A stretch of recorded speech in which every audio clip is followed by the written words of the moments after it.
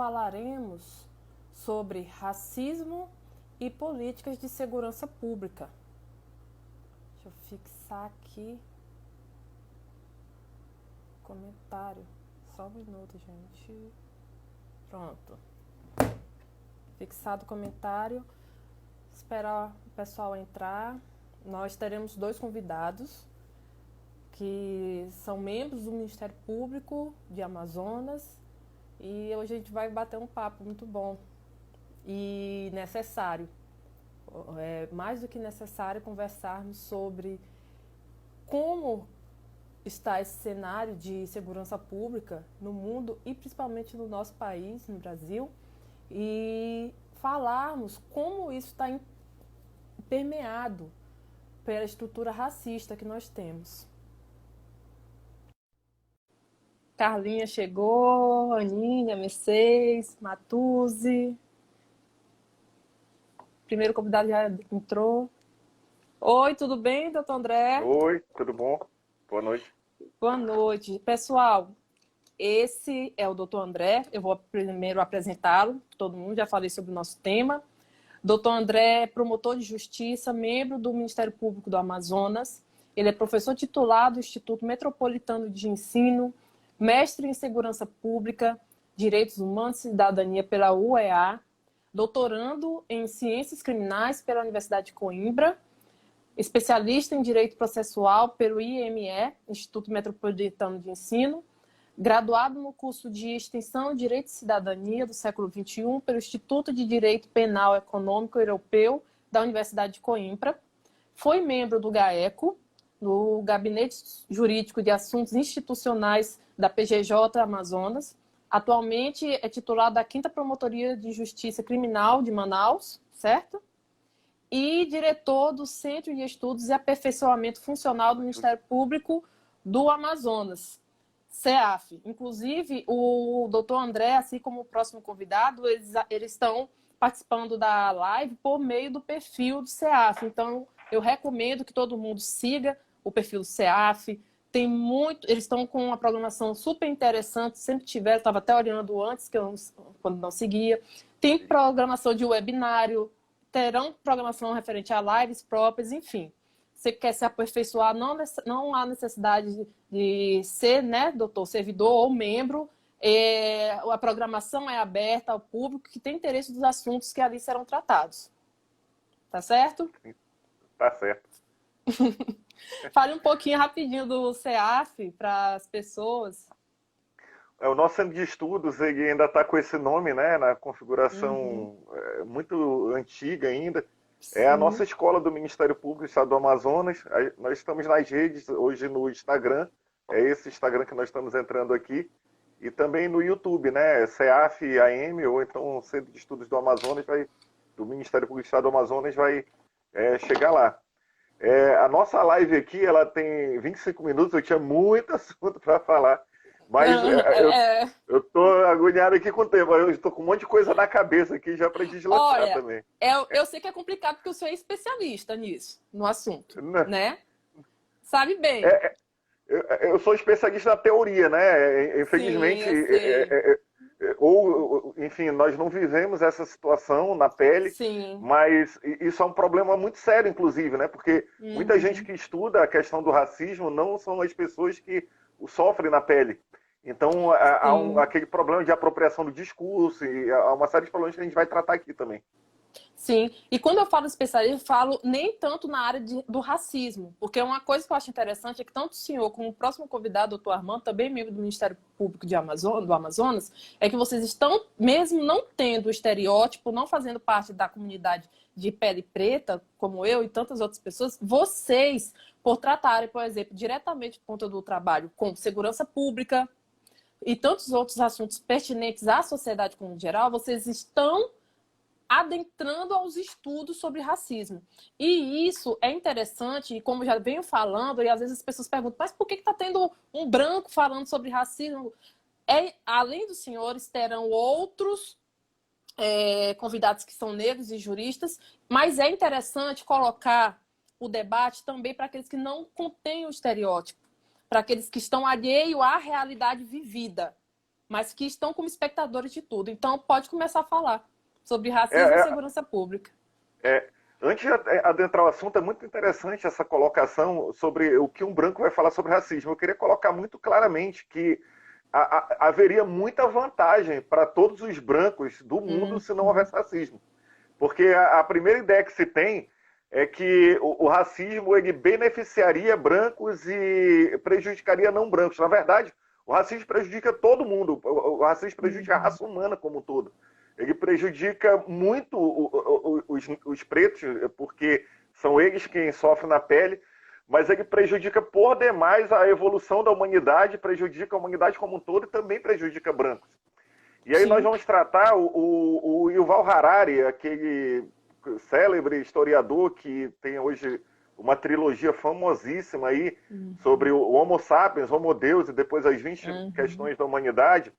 Ele fala sobre a questão dos agrupamentos humanos. Eu não vou voltar até a pré-história, seria muito difícil voltar até lá e nós retornarmos em 25 minutos. Mas foram esses grupamentos que tornaram possível, e foram esses grupamentos até instintivos do ser humano, que fizeram com que o ser humano se dividisse em micronacionalidades. E aí entra a questão da história, principalmente lá, vamos voltar para a questão da Europa, quando a queda do Império Romano, há uma fragmentação completa do território europeu, nada é colocado em cima do Império Romano, e a Europa quase desaparece como civilização, a civilização europeia quase desaparece por causa da invasão muçulmana. A invasão muçulmana é um dado interessante, o muçulmano ele não tinha a questão do racismo, não importava se era preto, se era branco, você se convertia à religião. E naquela grande conflagração religiosa e espiritual que se declarava a Guerra Santa e houve a invasão do território europeu. Se verificou posteriormente que essa micronacionalidade europeia, essa fragmentação excessiva do território europeu e das nacionalidades como em si, elas trouxeram mais desvantagens do que vantagens à civilização europeia nesse momento. E aí a Europa ela começa a se unificar para o que era na época em grandes territórios, para o padrão da época, onde não havia transporte, não havia comunicações como há hoje, eram grandes territórios que se formavam, primeiramente a unidade do território francês, depois a unidade do que ainda é uma coisa mal resolvida, o território espanhol, e assim por diante. Todos se unem nessas micronacionalidades para derrotar um inimigo comum, que é o inimigo muçulmano ali. Nesse momento, ocorre uma situação interessante. Se verifica pela primeira vez uma necessidade econômica de agrupar um exército, você fortalecia um exército de um rei, para que desse a primeira coisa que era o papel do Estado, que é a segurança. O Estado aí não surge para conceder benefícios no primeiro momento.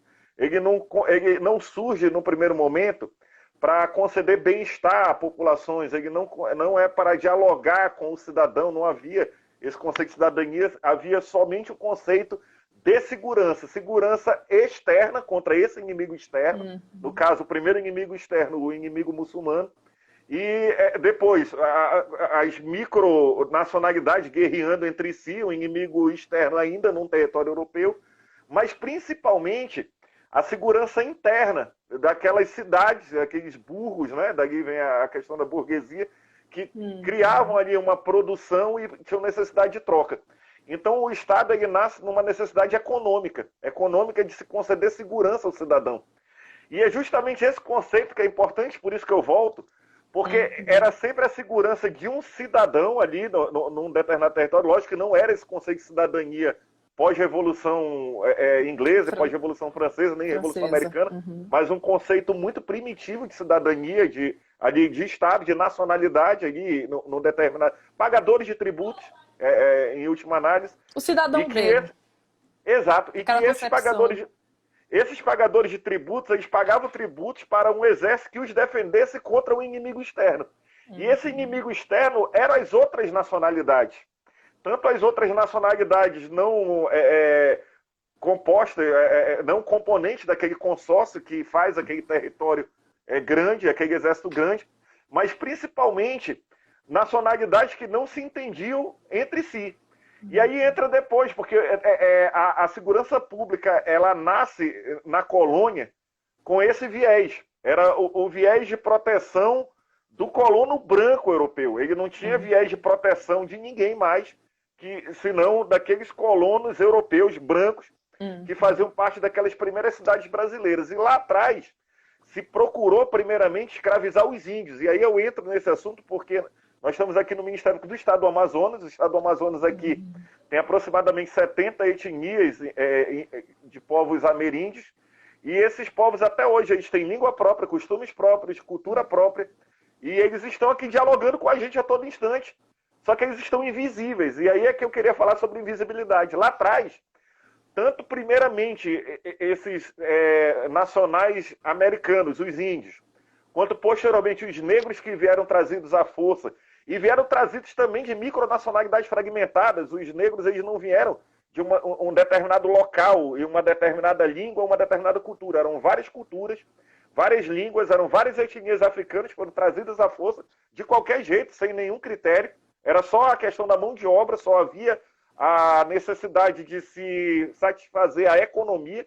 Foram trazidos como mercadoria, isso é uma coisa absurda, mas é a história, nua e crua. E que quando aqui chegam, eles também não são reconhecidos como pessoas, eles são reconhecidos como coisas, propriedades daquelas pessoas, daqueles comerciantes que o adquiriam.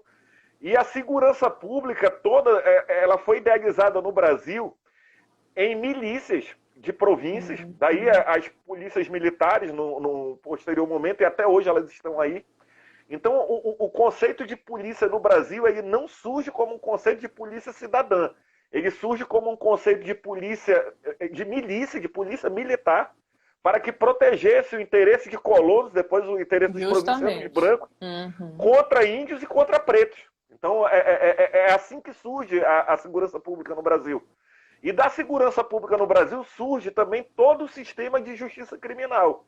O sistema de justiça criminal ideológico, sempre ideológico, ele é sempre ideológico na teoria, e ele é colocado em prática também ideologicamente contra, e já não são minorias, já são maiorias, contra esses grupos étnicos.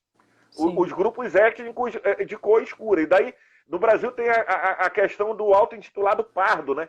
É muito interessante esse conceito do auto-intitulado pardo, porque ele coloca no mesmo balaio os pretos, os índios, sem reconhecer as suas peculiaridades, sem reconhecer a sua ancestralidade, sem reconhecer a sua visibilidade como pessoa. E é bom que se diga isso. Qual é a grande coisa que afeta a alma no presente? É essa falta de reconhecimento das identidades que não se presta reciprocamente no Brasil. No Brasil, com muito orgulho, né, os descendentes de brancos europeus conhecem a sua ancestralidade e vão buscar até para conseguir um passaporte europeu, né, a sua ancestralidade europeia, mas a questão da ancestralidade indígena, a ancestralidade africana, ela é sempre colocada como uma ancestralidade invisível. Não se fala sobre isso. Não se busca essas origens. E é muito importante que essas origens sejam buscadas, porque nós, seres humanos, não somos só feitos daquilo que nós consumimos de concreto para sobreviver fisiologicamente. Nós somos principalmente constituídos de alimentos abstratos da alma. Essas identidades culturais, elas são importantíssimas para a existência humana. A existência do ser humano, você saber de onde veio, por que está aqui e para onde devo ir. Então, durante muitos anos no Brasil, durante aí 300 anos, porque aí no século XVI ainda não havia nem colônia. No século XVII vai haver colônia de forma incipiente, muito incipiente, pequenas cidades. Então nós temos aí aproximadamente 350 anos de cultura urbana brasileira, de cultura civilização europeia imposta dentro do território brasileiro, que absolutamente não só não reconhecem o presente dessas populações, como faz questão de aniquilar o passado e a ancestralidade dessas populações. É feio ser índio e é feio falar sobre origens indígenas. Eu não posso falar sobre isso. É feio ser preto, como é feio falar sobre ancestralidade africana. Então, isso é uma coisa muito relevante ser colocada, porque você já coloca o ser humano na sua essência, quando a Constituição, aí em 88, agora, a última Constituição vigente, ela fala sobre a igualdade plena, ela fala sobre uma igualdade que, na verdade, na prática, ela nunca existiu. Ela Sim. nunca existiu porque, apesar da lei, e aí vem um troço engraçado, a expressão para inglês ver, ela surge de uma legislação de 1831, quando a Inglaterra já determina, o Reino Unido já determina que não deveria haver, ele era ali o grande maestro da geopolítica internacional, e ele determina que não deveria haver ali, mais por um interesse econômico, o comércio de escravos, e ele obriga as nações amigas do Reino Unido, no caso ali o Império Brasileiro, a não mais consumir escravos, né, nesse comércio internacional. E em 1831 surge a primeira legislação, né, para inglês ver, porque continuava traficando escravo no Brasil, que era uma legislação que proibia o tráfico de escravo em território nacional, ou seja, era proibido trazer escravos da África em navios negreiros para serem comercializados no Brasil. Essa era uma legislação para inglês ver, porque ela nunca foi verdadeira. Todas as legislações que seguiram posteriormente, elas também são legislações para inglês ver. Por quê? Porque a sociedade brasileira, ela nunca se preparou num debate sincero, num debate transparente, sobre o valor dessas ancestralidades, sobre o valor desses indivíduos como ser humano. Então, simplesmente, olha, está aqui, eu te concedi liberdade pela lei, te vira. E, na verdade, você estava tratando com seres que nunca tinham a noção completa da humanidade, como isso sempre foi feito em benefício dos brancos. E os brancos sabiam de onde vinham, os brancos sabiam muito bem a sua origem, a sua família, o que estavam fazendo naquela civilização e o que deveriam fazer daqui para frente. Isso se traduz numa coisa muito interessante, muito perversa na história brasileira. Lá atrás, quando se trazem imigrantes italianos, imigrantes alemães, no final do século XIX, início do século XX, logo após a abolição da escravatura negra no Brasil, se coloca como se essas pessoas elas tivessem mais aptidão para trabalhar do que os indivíduos de pele escura. Na verdade, foram leis instituídas eugenistas e que queriam o branqueamento da sociedade brasileira. Exatamente. Esse ponto é muito relevante e tem um ponto mais relevante, que é o ponto mais perverso, porque esse ponto ele é um ponto muito transparente, é um ponto que dá para ver na cara que era isso que ia acontecer. Sim. Mas tem uma coisa que é muito importante que nós discutamos, que é a questão da aptidão geracional, o preparo geracional para lidar com isso que nós chamamos de civilização. Eu vou lhe dar um dado. Aqui, por exemplo, no estado do Amazonas, nós temos uma civilização, entre aspas, estou colocando aqui entre aspas, que é a civilização das cidades amazônicas. Nessa civilização das cidades amazônicas, nós temos os indivíduos de pele branca que atuam muito bem com desenvoltura, há séculos ali, a ancestralidade do comércio, do mercado, desse jogo da civilização urbana, né? E você tem ali indivíduos de pele escura, indígenas e descendentes de indígenas, que negam a sua ancestralidade, mas está na cara, eles têm olhos puxados, pele escura, são indígenas, mas eles não se reconhecem como índio e se sentem xingados de ser chamados de índio.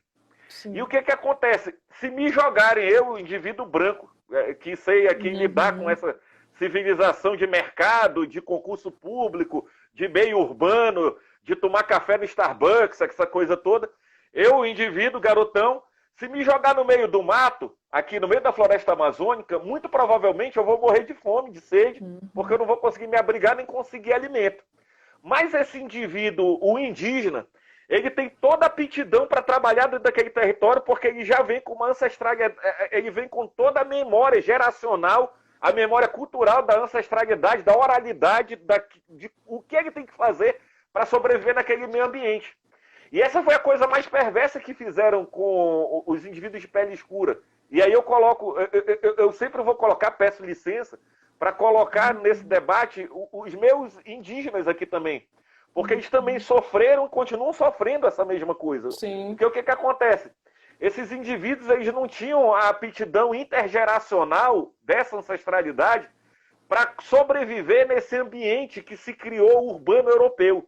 A cidade de Manaus, por exemplo, aqui onde eu vivo, que no final do século XIX era chamada de Paris dos Trópicos, não por outro motivo, Manaus deu as costas para a natureza.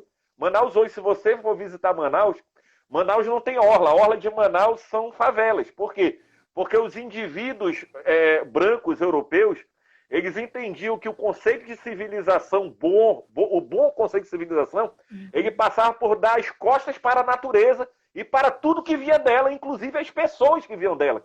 Então eu não podia consumir as coisas da floresta, não podia consumir o rio, nem a paisagem amazônica era negado, porque eu precisava impor dentro do território amazônico uma civilização europeia branca, para limpar, não, falou aí do conceito de eugenia, né, para limpar a pele, para limpar o ambiente, porque tudo que é natural do Brasil é selvagem e não presta, entende? Esse era o conceito. E tem uma coisa que eu quero ainda mas tem uma coisa que eu acho interessante, e é necessário fazer esse questionamento agora, por conta dessa jornada histórica que o senhor apresentou. Porque o senhor iniciou com a formação, deixar bem claro para todo mundo, a polícia que nós temos hoje não é a polícia fim que se tinha há séculos e séculos atrás. Ela nasceu não como uma defesa de um indivíduo contra outro que quer delinquir contra qualquer coisa minha, seja patrimonial ou contra a minha vida.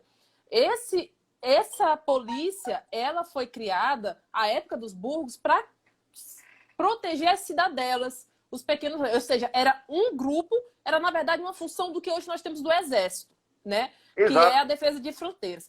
Aí, por que veio essa pergunta que eu vou fazer agora? Por conta de todo esse andar histórico que o senhor colocou, e vendo nessa realidade atual, eu posso dizer que a atuação policial brasileira, ela é seletiva? Não, ela nasce seletiva, ela não deve ser mais. Mas como ela nasce seletiva e ela ainda é posta por princípios seletivos bem arraigados, é uma polícia que foi criada contra grupos étnicos. É uma polícia que foi criada por cidadãos brancos contra todos os outros indivíduos de grupos étnicos que não se encaixavam naquilo que eles queriam. Isso é verdadeiro, isso é verdade na história do Brasil. E a gente só pode mudar isso falando sobre essas verdades. Porque hoje é muito fácil você pegar que todos são iguais perante a lei. Eu pego indivíduos que não nasceram sob esses princípios, mas foram ensinados dentro de instituições a trabalhar sobre esses princípios. Você vê que a história da polícia militar brasileira, a história da polícia judiciária brasileira, a história do sistema de justiça criminal brasileiro, ele todo é criado com base nesses princípios de repressão, mas ele não era uma repressão inconsciente, não. Era uma repressão consciente contra grupos étnicos. Exatamente. Por quê? Porque aquele indivíduo daquele grupo étnico, ele era minha propriedade. Aquele outro indivíduo do outro grupo étnico, apesar de não ser a minha propriedade por direito, né, pela lei, ele era indivíduo inferior, porque ele era um selvagem. E ele não merecia ter os mesmos privilégios que eu teria dentro dessa grande sociedade brasileira. Esse arranjo brasileiro de sociedade, e isso na República Brasileira, eu não estou falando só do Império Brasileiro, eu estou falando da República Brasileira importante frisar isso. Exato, pós a abolição dos escravos, principalmente até a década de 1930 ali, quando já veio um Estado novo e há necessário se falar sobre o novo arranjo nacional. Mas você passa ali pelo menos 40 anos de República Velha dentro do Brasil com os mesmos princípios que nortearam o Império no sentido de combate, de enfrentamento a esses grupos étnicos. Foi por isso que eu fiz questão de frisar lá atrás a criação do Estado que nós conhecemos, né? Esse Estado moderno, ele surge primeiramente, o direito de primeira geração, o direito à segurança pública, mas é um direito de segurança pública contra inimigos. E o inimigo da sociedade brasileira eram exatamente as minorias étnicas. Minorias não, né? Eram os grupos étnicos de pele escura, que não eram minorias, e não são minorias. Eles não... Então, é bom que se diga isso, porque em outros lugares pode haver esse conceito de minoria, mas no Brasil não é minoria. No Brasil... É uma diferença que nós temos, por exemplo, da comunidade negra norte-americana, que é minoria lá, e aqui não. Aqui, dentro de todo o colorismo que nós temos dos negros mais claros aos negros retintos, nós somos maioria. Exato. E aí eu queria colocar, porque assim, falar sobre esse duplo conceito, o conceito de como as instituições de segurança pública no Brasil foram concebidas. André, deixa eu só falar uma coisa rapidinho, perdão. Eu vou fazer o seguinte, Como o pessoal está interagindo muito aqui, e seria injusto, porque já deu 25 minutos, eu vou fazer... Já deu. Já deu. Acabou, então é o próximo. Não. Vamos fazer o seguinte, vamos fazer 30 minutos cravados, eu encerro e abro outro para não ter, porque eu tenho o iniciozinho. Então, pode falar, a gente ainda tem mais uns 10 minutos. Eu encerro, então vão ser 2 partes. Primeira parte, pessoal, só com o doutor André. Segunda parte, encerro e inicia com o doutor Armando. Pode continuar. Tá. Eu vou tentar concluir. Eu queria, nesse momento...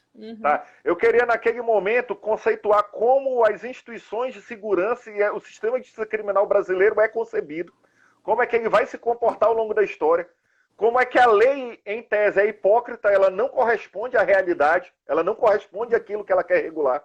Sim. E para dizer a todos como há um conceito de transparência, é como se esses grupos eles absolutamente não existissem, porque eles não eram para existir. Uhum. Então, esse é que é o lado perverso. Assim como esses grupos de pele escura de origem africana, nós temos aqui na região norte, aqui no nosso estado do Amazonas, grupos de pele escura de origem americana, aqui, os nossos índios. Esses indivíduos, eles são invisíveis para a sociedade. A necessidade, os valores, a cultura, a língua, a existência como ser humano, ela é completamente ignorada.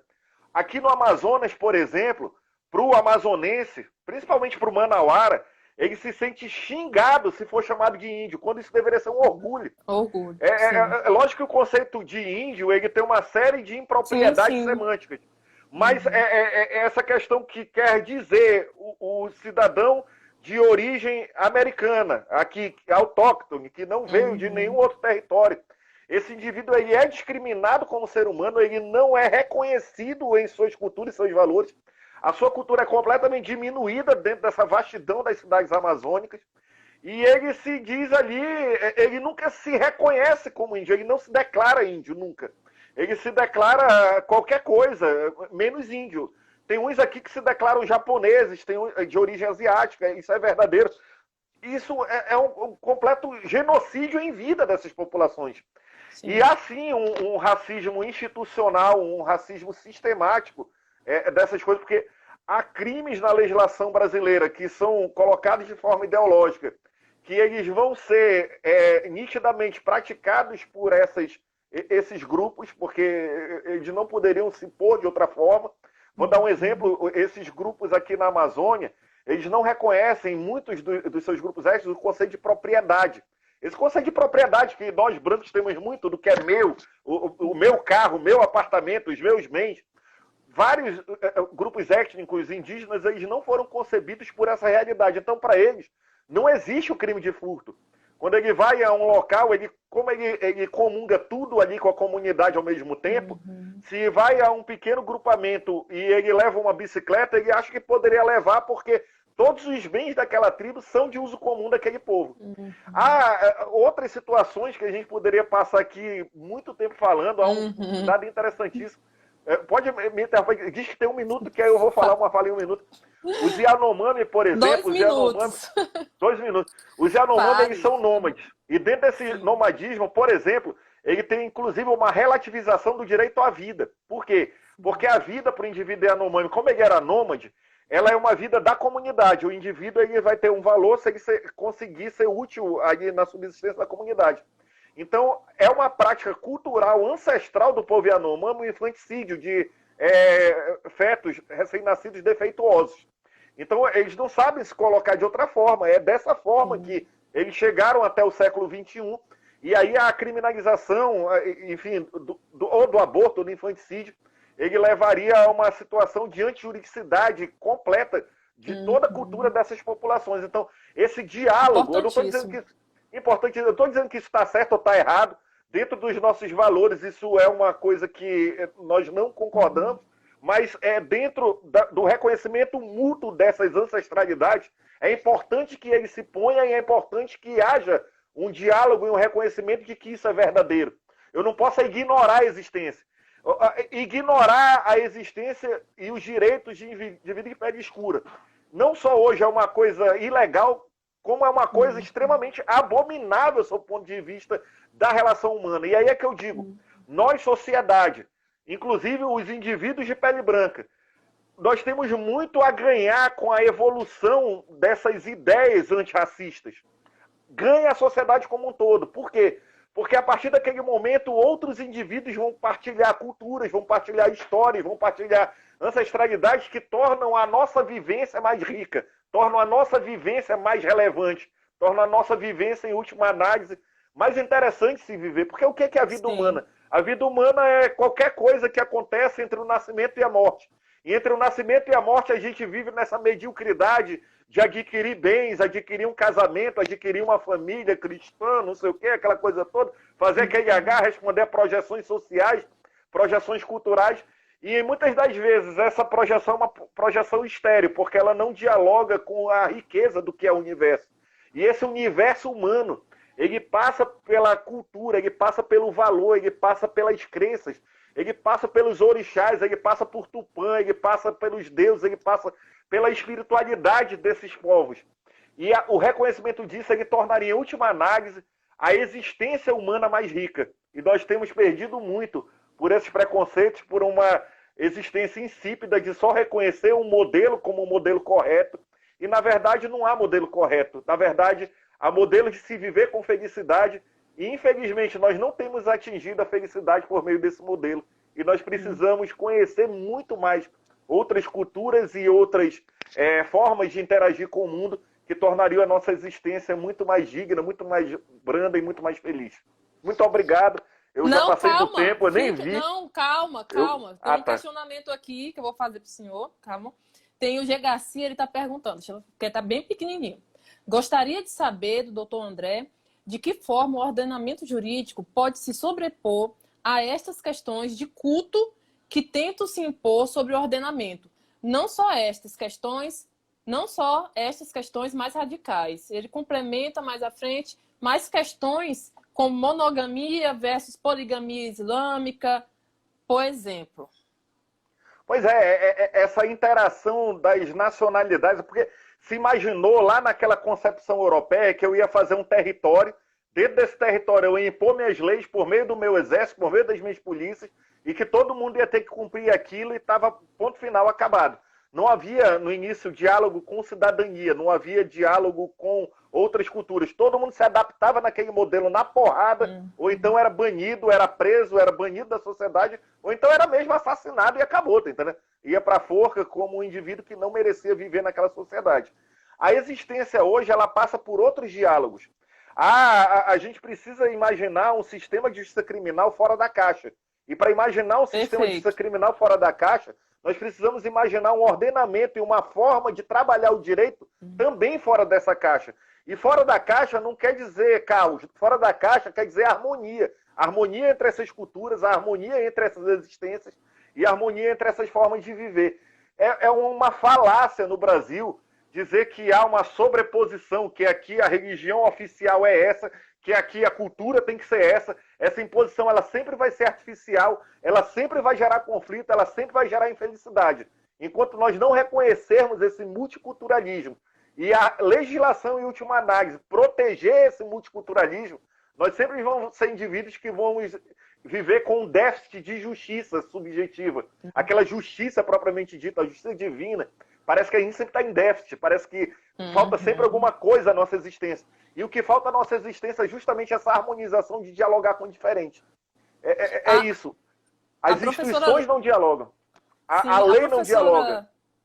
A professora Leila comentou uma coisa aqui, que inclusive, Leila, era o que eu ia complementar na fala do André. Ela fala que o conceito humano filosófico também que nós temos é europeu. Esse conceito, inclusive, o nosso direito positivo, e eu não estou falando aí, eu vou uma fala mais técnica para quem, os juristas ou acadêmicos, as nossas regras, né? Eu não estou falando da parte de principiologia, as nossas regras, as normas positivadas brasileiras, elas são basicamente dentro da moral judaico-cristã. E quando eu falo isso, não é uma crítica à cultura judaico-cristã, é uma observação de que dentro do nosso ordenamento jurídico nós temos qualidades étnicas, ou seja, de relações interpessoais e moral individuais que se refletem em regras calgadas tão somente em uma cultura, com essa cultura europeia, essa cultura judaico-cristã. Ou seja, quando tem o colega fez o questionamento sobre poligamia, bigamia não é permitido, né? Essa bigamia, e vamos lá considerar, pessoal, não é a bigamia de união estável, a bigamia de casamento civil, ela não é permitida, porque dentro da cultura judaico-cristã, isso é um ato errado, é um ato pecaminoso. Esses arranjos artificiais, eles não têm trazido, em última análise, felicidade às pessoas. Os arranjos daqui para frente, eles vão ser completamente diferentes. Essa coisa pré-concebida, imposta, de modelo de família, de modelo de sociedade.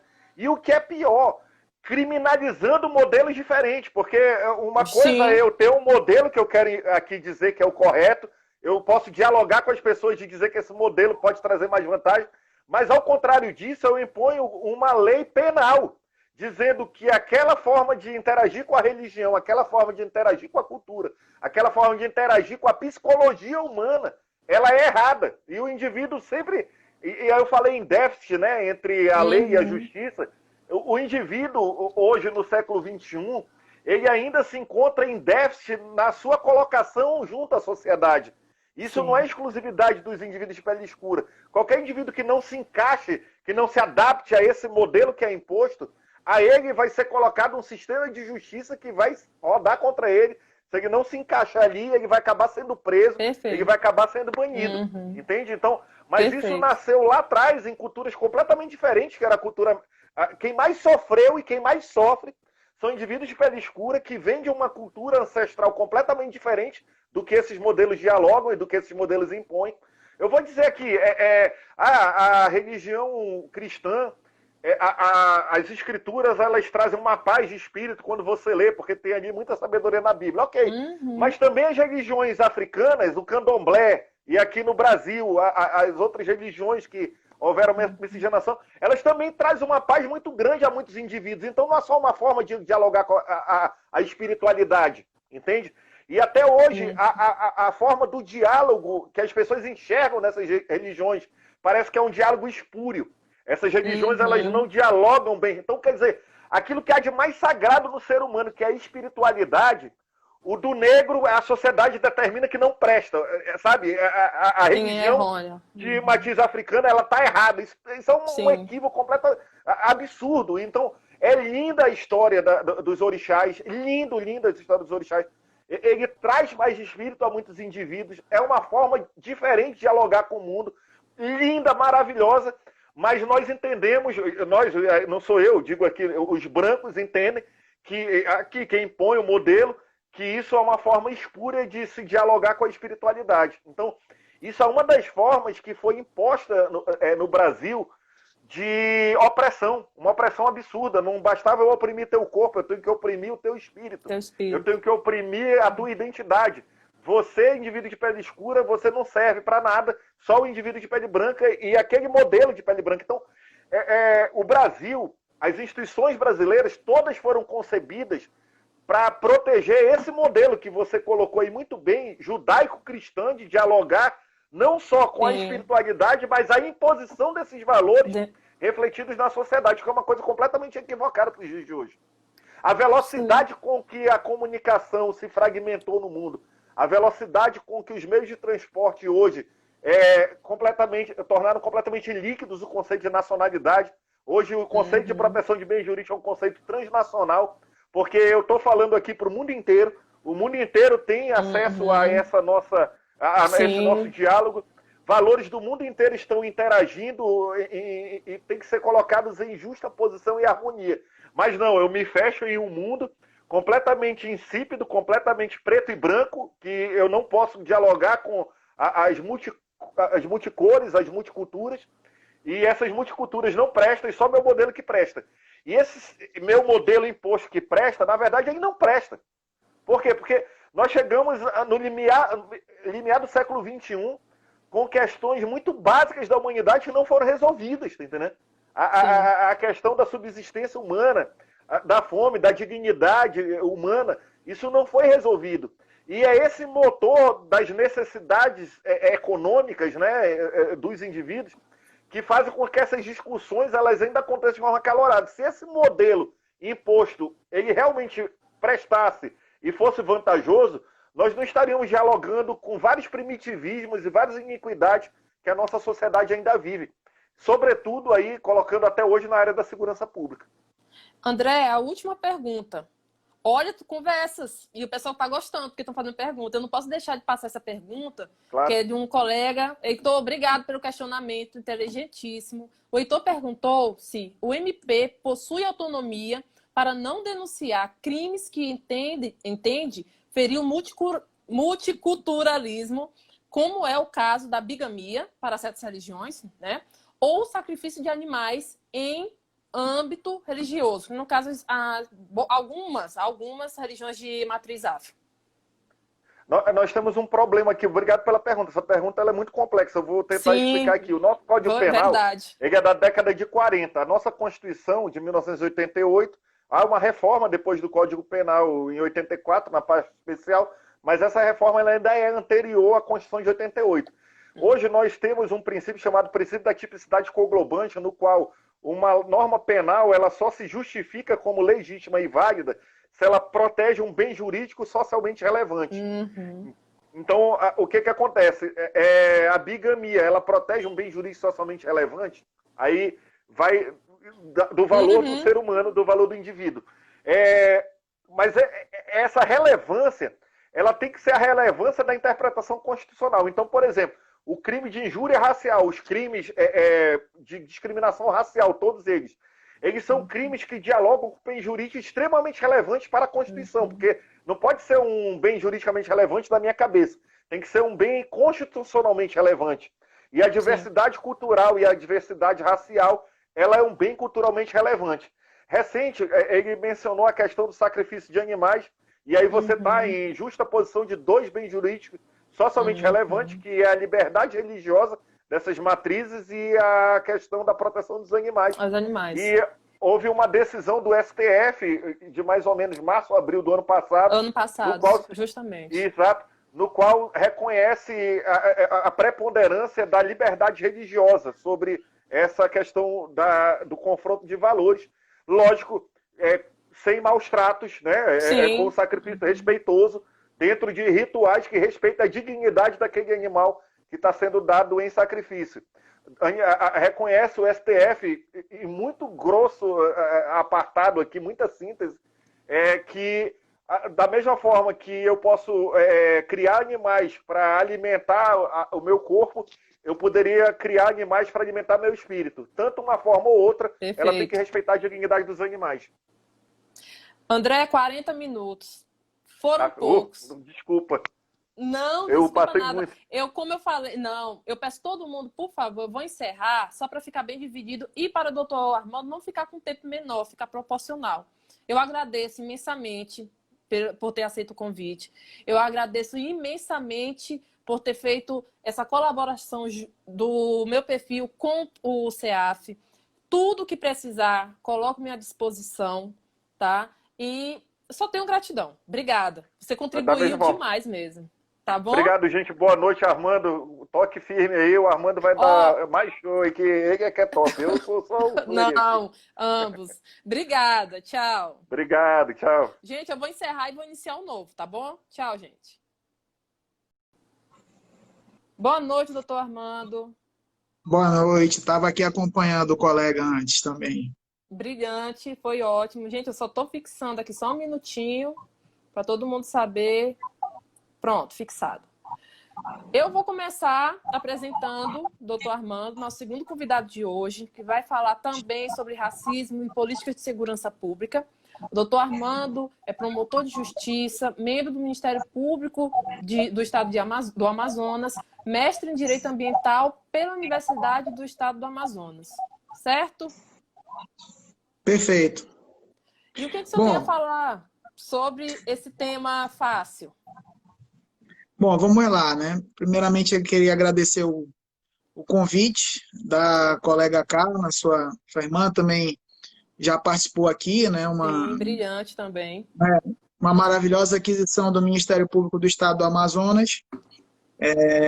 graças a Deus temos aí colegas valorosos como ela que também vão contribuir com esse conhecimento, que o Sim, direito às vezes nega conhecer na hora de aplicar, e o direito é vida, né? O direito é fato, o direito é justamente. norma, o pessoal tem esquecido muito da questão do fato, né? E Hum, como você colocou aí, eu tenho uma curiosidade sobre o tema, na verdade, apesar de ter um mestrado em direito ambiental e já ter escrito alguma coisa na dissertação a respeito de aspectos interculturais, um devido processo intercultural na questão de conhecimento de questões até espirituais, da cosmovisão indígena, danos que ofendem essa cosmovisão indígena. A questão do racismo é um estudo mais recente que eu tenho procurado fazer e despertar, não nessa linha agora última do modismo que a gente vê, né, que às vezes pode falar, tá falando sobre isso, tá uhum, falando modismo, quer aparecer. Se for procurar meu Instagram, não tenho rede social, não estou querendo nenhuma uhum, posição nesse sentido. Eu estou aqui porque eu fui convidado a partir do conhecimento, né, da colega, que é a sua sim. irmã, e aí estou aí. Então, por isso que eu estou aqui para bater um papo, não para ensinar nada, para trocar uma ideia. E o tema a ser abordado é justamente a questão da política de segurança pública com relação ao racismo. Faço minho, em parte, aí já as palavras do colega com relação a ser uma pessoa branca. Estou aqui porque eu fui convidado, não me meti, não, Uhum, e todos nós, a ideia eu acho também interessante de nós podemos mostrar que nós podemos mostrar que temos compreensão, estamos entendendo, ouvindo o que se está sendo dito, uhum, não apenas virando para o próximo e dizendo, isso é mimimi, né? Pimenta no olho dos outros é refresco. E sim. aí a gente tem que fazer o ouvido funcionar. Então, já adentrando no tema, agradeço já também muito a minha professora Silvia Loureiro, que eu digo que é a maior, realmente, coisa que deve constar do meu currículo, que eu mais me orgulho é ter sido aluno da professora Silvia Loureiro, da Universidade do Estado do Amazonas, foi minha orientadora, e eu pedi algumas ajudas, e já até especificamente para participar dessa live, também para escrever alguns artigos a respeito, e fazendo... A história foi muito bem já falada pelo colega, mas eu queria chamar a atenção da questão do racismo estrutural, que às vezes a pessoa pode pensar, mas de onde tem esse racismo estrutural? Não sei o quê, o Brasil é racista, nós somos racistas. Aqui não se trata de uma acusação de você ser racista no sentido individual. Aliás, a respeito Uhum. do tema, muito mais do que eu posso falar, eu aconselho a leitura do livro do Silvio Almeida, né, que faz parte dessa Perfeito. coleção Feminismos Plurais, que ele vai justamente falar muito melhor do que eu, uma pessoa muito mais capacitada do que eu, estudioso do tema, um cara com pós-doutorado, etc. Tal, queria ser ele. Então, o Silvio Almeida, um ponto importante que ele coloca no livro dele é a diferenciação entre um racismo individual e estrutural. Você está aqui falando de um racismo individual, que é essa acusação que às vezes você pode fazer de alguém, taca uma suástica, queima uma cruz, quero matar o negro, quero esfolar, quero fazer acontecer, que é uma questão ética, moral, pessoal, que você vai resolver isso por meio do direito penal, o que quer que seja.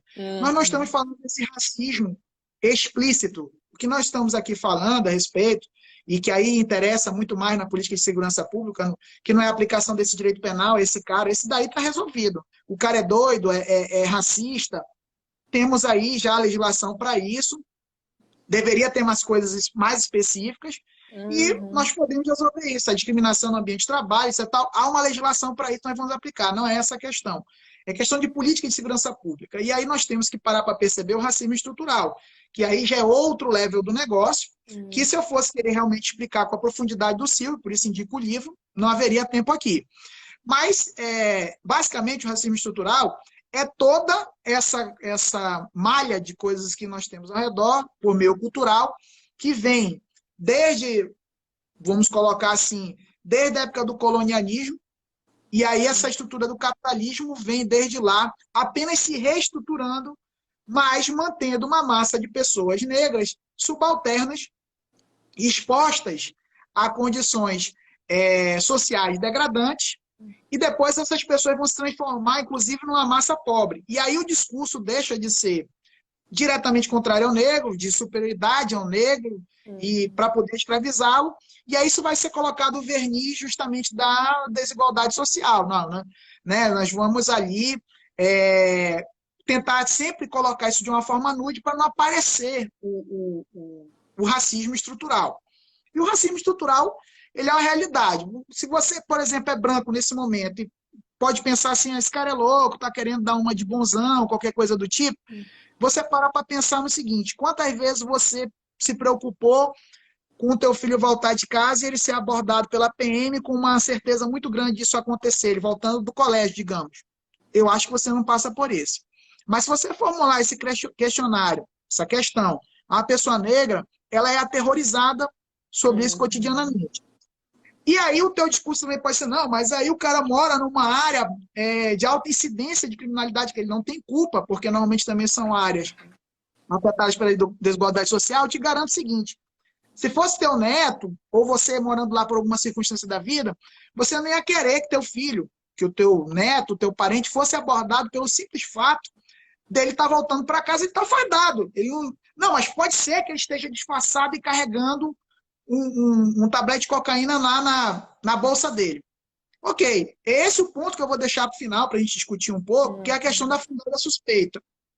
Isso é apenas uma hipótese, uma mera possibilidade de acontecer, mas que, fora de um Estado policialesco, fora de um Estado totalitarista, não há sentido você realizar uma abordagem simplesmente porque você imagina diante de uma possibilidade. Mais do que a possibilidade, o que a legislação requer é a fundada suspeita. E numa legislação para fora, no direito comparado, direito americano, por exemplo, nós temos, no lugar da fundada suspeita, a expressão chamada causa fundada, que não vai ser outra coisa que exatamente isso que eu estou falando aqui, que é uma motivação justa, não apenas uma cogitação, algo que está numa mera possibilidade. Você até pode realizar, eventualmente, uma questão nesse sentido, mas no atacado em geral, se você está fazendo uma blitz, que aí é um movimento de segurança pública ali naquele momento em que você está fazendo a blitz, todo mundo vai ser revistado, é um padrão naquele momento ali que você está sendo feito. Mas também a quantidade dessas ações num determinado local pode determinar justamente que ali você não está fazendo algo esporádico, uma atuação de segurança pública que é variada, sorteada. Quando você direciona muito aquilo, intensifica aquilo numa área, isso deixa de ser uma atuação exatamente de segurança pública que esteja relacionada com o Estado democrático de direito. Você está realizando aí um Estado policialesco naquela área. E aí, para maiores referências até com relação ao modelo de UPPs nas favelas do Rio de Janeiro, a dissertação da Marielle Franco é uma grande opção para você ler e entender um pouco também dessa questão da abordagem de segurança pública a respeito dessa questão aí que segurança pública é essa, né? Por que ela é diferenciada? Então, esse é o primeiro ponto que você já para perceber que há uma diferenciação no tratamento. Se nós observarmos também na própria história dos direitos humanos, nós vamos observar que, a partir de movimentos nacionais, como a Revolução Francesa, como a Revolução Americana, por exemplo, né, estão aí na gênese, digamos assim, dos grandes ares civilizatórios. Quem estuda direito constitucional sabe da Revolução Americana, da Revolução Francesa, o constitucionalismo inglês, o constitucionalismo americano, o constitucionalismo francês. São os baluartes das grandes luzes que nós vivemos. Mas quando você pega a história dos Estados Unidos, por exemplo, que é o modelo, o Estado da Liberdade maravilhoso, etc. e tal, nós percebemos que a Revolução Americana inaugura, digamos assim, um país, o We the People. Nesse We the People não está o negro, que vai pegar o tipo dele, vai pegar justamente a escravização. E com todos os males que a gente observa, que dá para ilustrar, inclusive, um filme mais recente, 12 anos de escravidão. Você pode dar uma olhada para ver os estupros, etc., e como era o negócio. Mas essa nação também tem também ainda lá na França, que o terceiro estado que foi chamado para fazer a Revolução Francesa foi esquecido depois. As mulheres continuam naquela situação. Então, veja que mesmo nos movimentos, digamos assim, os baluartes da civilização, etc. e tal, nós percebemos que existem categorias, e eram movimentos de direitos humanos, né? Que voltavam-se para direitos fundamentais, com um discurso justnaturalista muito bonito. Nós sempre percebemos a ausência de certos grupos de pessoas ali, o negro, a mulher e tudo mais. E isso segue na história da humanidade dessa forma. Eu estou colocando só um exemplo. Na própria discussão, por exemplo, também da Carta da ONU, a gente observa que Estados Unidos, os países ocidentais, digamos assim, viam a questão do racismo como a sofrida pela civilização judaica. Ok, realmente, a gente vê essa situação, os horrores da guerra. Era esse o mote da criação, inclusive, da ONU. Mas a pauta, digamos, da União Soviética e dos países africanos era a questão colonial, era o racismo decorrente da ação colonial dos Estados, trazendo uma visão não só pós-colonial, mas uma visão decolonial, que vai surgir depois, que é justamente a gente se livrar não só desse homicídio das pessoas, da morte espiritual, como o colega falou, mas do próprio epistemicídio, que a gente é obrigado a pensar em modos e diretrizes sempre de um padrão eurocêntrico, né? Que vem, inclusive, na engenharia do direito, etc. e tal, e a gente vai ver um movimento decolonial, hoje em dia, tem até um colega outro dia estava até comentando a questão do giro linguístico decolonial. E em termos de direito, por exemplo, nós temos o novo constitucionalismo andino, que é uma forma de pluralismo jurídico, que vai colocar questões mais... um direito diferente do que a gente está acostumado a observar. Então, veja bem, essas percepções, a gente vê que o racismo ele é algo que muitas vezes ele vem estruturalmente de uma forma que nós não percebemos. E existe isso introjetado na gente, inclusive também isso é perceptível através da neurociência. Outro dia estávamos até conversando, antes de inaugurar esse debate, eu encaminhei, agradeço muito também ao colega Romo, outro membro do Ministério Público, que nós estávamos falando sobre isso, ele teve a ideia, encaminhou o áudio de um episódio do canal de podcast do Jovem Nerd. Episódio que fala sobre quem sou eu e tudo mais. E, além do áudio ser todo interessante sobre a questão da neurociência, dos últimos 16 minutos, como ele muito bem indicou, ali se discute a questão das chamadas atitudes implícitas que nós temos e que são introjetadas em todos nós. A exemplo, por exemplo, existem pesquisas a respeito disso que são feitos questionários com as pessoas para ver, inclusive com diversas pegadinhas, para ver se a pessoa está mentindo ou não, e a pessoa é analisada como explicitamente não racista, ou seja, ela tendo consciência, ela pensando, ela falando normal, nas atitudes delas cotidianas, ela não é racista. Mas, ao ser colocada em situações em que ela não tenha tempo de pensar, de agir com essa atitude explícita, com a parte do eu dela mais consciente, mas agir de supetão, e até sob a condição do medo, essa pessoa tende a ter atitude racista. Como, por exemplo, você coloca essa pessoa num lugar meio escuro ali e tal, num bairro, e aí você coloca um branco passando por ela de moletom e tudo mais, ela fica atenta, né? Mas ao ver, ela meio que se sossega. Em seguida, você bota o negro passando com a mesma vestimenta. Aí altera a pressão, altera tudo dela, ela já apresenta uma atitude de medo. Sim. Que é uma resposta mais a nível basal, como se diz, e tal, inconsciente.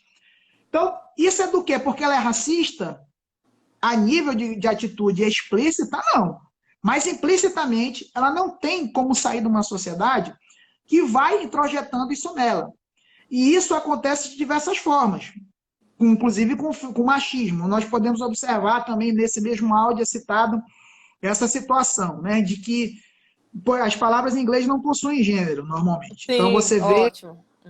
doctor, né? Doctor, lá é tanto a mulher quanto o homem. Aqui você fala médico ou médico. Quando você fala com uma criança lá nos Estados Unidos, doctor, ele identifica o gênero masculino. Mas, ao falar com essa criança sobre cooker, ele não pensa no Fogaça do MasterChef. Ele pensa numa mulher. O que já demonstra que nós somos condicionados culturalmente, Perfeito, de forma muito clara e tranquila, a associarmos justamente esses papéis e essas situações sociais. E isso, às vezes, acontece de forma transportada. Por exemplo, você fala sensível é igual a fraco. Uma pessoa sensível é fraca. As mulheres são sensíveis. Isso também é explicado no áudio. Então, você já associa mulher é fraca. Você não falou em nenhum momento. Então, as coisas, às vezes, não são ensinadas para a gente que o preto fede, que o preto não presta, que o preto é ladrão, que o preto é isso, que o preto é aquilo. Não, não é ensinado assim para a gente. Isso é ensinado de outra forma. Isso é ensinado mais ou menos assim. Pois não. Inclusive, nessa época, quando nós conversávamos sobre esse podcast, eu até, de forma imediata, eu lembrei, aí vai o pessoal de história, o pessoal de psicologia que estiver aqui, sobre o que Lacan fala sobre identidade e identificação. E isso tem uma relação, é um desdobramento, né? Depois a gente chegou meio que a essa conclusão, sim um desdobramento do que essa abordagem neurocientífica da atitude do ser humano perante um fato, que foi toda essa tua explicação. Exatamente, o paralelo da identidade e identificação, né, como você se identifica e como você acaba sendo realmente com a tua identidade, por atitudes implícitas, é justamente mais ou menos esse paralelo da neurociência relacionado à questão da atitude explícita e da implícita, que eu estava agora há pouco falando. Então, nós não aprendemos dessa forma mais explícita, digamos assim. O racismo estrutural ele é introjetado, tipo, por exemplo, quem não vai, como exemplo também do áudio, para permanecer muito fiel aqui à fonte citada. Lá é colocado, por exemplo, o seguinte: você não aprende que o negro é burro, mas você aprende, por exemplo, um dado de quem não vai à faculdade é limitado, não tem conhecimento, não merece estar em locais, não merece ter lugar de fala para certas coisas e tudo mais. Beleza? Aí você pega o dado de que o negro não frequenta a faculdade por fatores que não tem nada a ver com inteligência. Aí você associa que o negro é burro, mas na verdade você não vê ele como muitas vezes pode ter sido um Mozart assassinado. Porque nós vivemos essa sociedade da meritocracia, mas que não para perceber quem tem realmente mais mérito. Aquele que passou teve que comer o pão que o diabo amassou, e já dormido de muitos dias e provavelmente até defecado pelo demônio, ou aquele que estava comendo o biscoitinho da padaria para poder estudar, comia maçã com chá e leite, né, da vovó. Eu, para mim, escolheria aquele cara mais raiz que teve que passar por todas as situações. Mas, enfim, o que eu quero colocar é que nós temos, sim, esse fenômeno do racismo, e nós observamos isso socialmente, nós observamos pelo exemplo que eu acabei de dar, do sofrimento do negro, da preocupação e tudo mais. Agora, o que isso tem a ver com a situação de segurança pública que nós estamos aqui? É que esse mal, essa situação, é como a própria Hannah Arendt coloca, e é muito interessante isso, o mal, ele não é algo explícito assim, realmente. Quando você para pensar, por exemplo, na Alemanha nazista, os alemães, eles não tipo assim se reuniram e falaram assim, bom, é isso, vamos agora ser do mal, vamos destruir tudo. Essas pessoas, por exemplo, na obra que eu tive a oportunidade de trabalhar essencialmente, conhecia já a Hannah Arendt de alguma coisa, mas no mestrado tive a oportunidade com o professor Sano Namia de estudar a questão da obra dela, o Eichmann em Jerusalém. E ali, inclusive, a Hannah Arendt ela é muito criticada pela comunidade judaica, porque ela justamente fala o seguinte, que o Eichmann, que era o cara responsável pela logística toda da máquina nazista, ele era tipo assim, para resumir bem, já que o tempo aqui é muito limitado, que ele era um idiota.